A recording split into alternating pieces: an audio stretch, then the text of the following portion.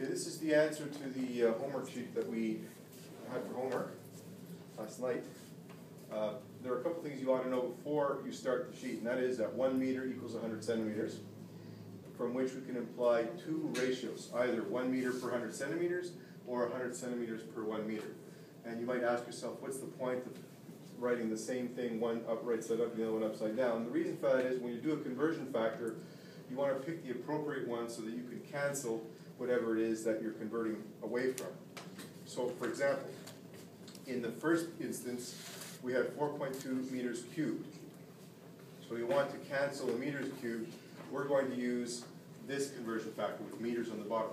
All your conversion factors start from the linear version, and then we raise it to the power of 2 if it's an area, we raise it to the power of 3 if it's a volume. In this case, we're converting the volume, so we're going to raise it to the power of 3. There's 100 centimeters in 1 meter, in a linear meter, and we're going to raise it to the power of 3 because we have length, width, and height when we do a conversion factor. When you raise 100 to the power of 3, it turns into 1 million. When you raise centimeters to the power of 3, it becomes centimeters cubed.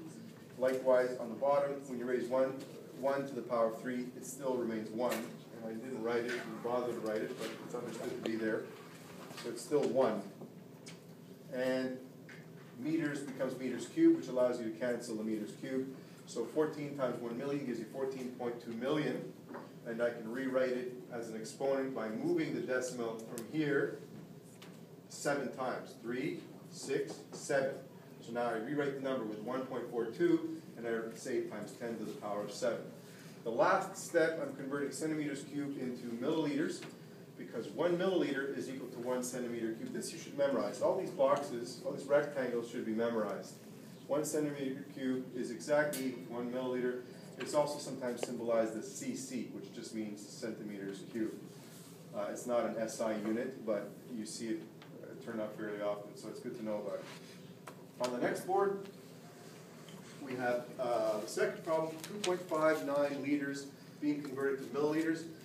You have to remember that 1 liter equals 1,000 milliliters, and you should be able to visualize what a liter looks like. 1 liter is like 2 large chocolate milk cartons. Usually it'll say 500 milliliters. A beer is about 340 milliliters. So 3 beers is about a liter. I know many people will understand that. So 2.59 liters times 1,000 milliliters per liter will give you 2,590 milliliters. In the third example, we have a unit that's not in common usage, except perhaps in Italy.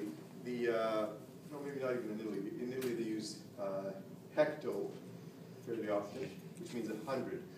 This is decameter. So 1 decameter is equal to 10 meters. If we want to convert decameters into meters, we use this 10 to 1 conversion factor, and we get, when we raise 10 to the power of 3, we get times 1,000. So 1,000 is also represented as 1.0 times 10 to the 3. 10 to the 3 times 10 to the minus 6 is going to give you 10 to the 3, 10 to the negative 3. So 10 to the negative 6 times 10 to the 3 is going to give you 10 to the negative 3. And then from that unit of measure in meters cubed, we can convert to centimeters cubed using the standard conversion factor in linear measure of 100 centimeters per meter, but we raise it to the power of 3 because it's volume. So the 100 becomes like a million, centimeters becomes cubed, meters becomes cubed because of that power of 3, and now we can cancel the meters cubed. 9.2 to the times 10 to the minus 3 times a million gives you 9.23 times 10 to the positive 3. So we have 9,230 centimeters cubed. In the fourth example, we're asked to convert 7.2 kilometers cubed into milliliters. And really there's only 2 conversion factors to achieve this. The first is to convert to meters. There's 1,000 meters in 1 kilometer. But because we're dealing with volume, we have to raise it to the power of 3. So the 1,000 becomes a billion. 1,000 times 1,000 times 1,000 is 1 billion. 1 with 9 zeros. You take 3 zeros of the 1,000, there's 3 times 1,000. 3 times, I should be careful what I say. It's 1,000 multiplied by itself 3 times. So whenever you multiply numbers that have lots of zeros in them, you look at the first 2 numbers at the very beginning, multiply them first, and then just add all the zeros that are in the number. So for example, if I wanted to say 1,000 times 1,000, I don't reach for a calculator. I simply say 1 times 1 equals to 1, and add all the remaining zeros, so that's 1 million. All this kind of thing can be done in your heads. You don't have to use a calculator to get the answers to those types of problems. That's the power of the metric system, because it's based on 10. So all of that can be done mentally. So 1,000 to the power of 3 gives you 1 billion. That's where we got this number.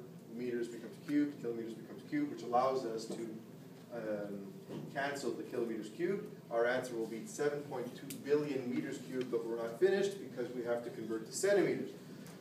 100 centimeters for every linear meter. We raise it to the power of 3 because, again, we're dealing with volume. 100 cubed equals 1 million. 1 million times a billion gives you 10 to the 15, which would be quadrillion. It's not really that important to know what the number is called. It's to the power of 15. So 7.2 times 10 to the 15 centimeters cubed. The last conversion is that for every 1 ml, there's 1 centimeter cubed, which allows you to cancel centimeters cubed. The final answer is 7.25 times 10 to the 15 ml.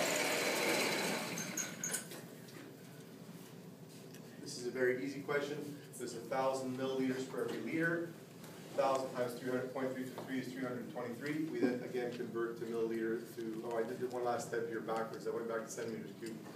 The sheet doesn't ask us to do that, but just in case you're ever asked to go from milliliters to centimeters, it's the same conversion factor as I used over here, except I've flipped it over now to convert to centimeters, and there it is.